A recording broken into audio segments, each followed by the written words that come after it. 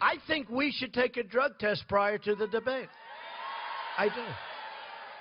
I think we should. Why don't we do that? I don't know what's going on with her.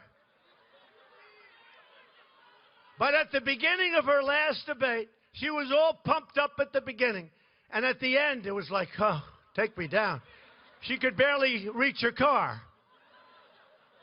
So I think we should take a drug test. Anyway, I'm willing to do it. That from Trump in New Hampshire yesterday, and that something is, quote, going on with her. Bruce Lavelle is Executive Director of the National Diversity Coalition for Trump, and he's my guest out of Atlanta. Sir, how you doing? And welcome back here to America's Newsroom. Thanks for making time on a Sunday. Well, what is that all about? Yeah, thanks for having me. Take a drug test.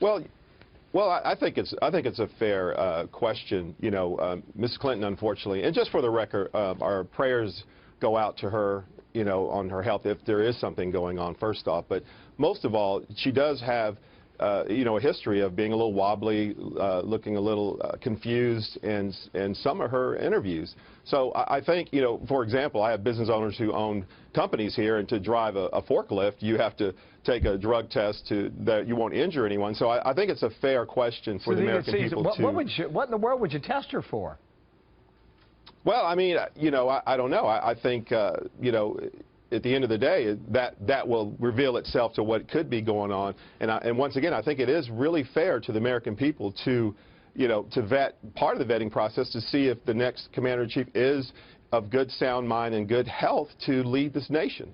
I don't know if it's ever been done before. You're serious about this, right?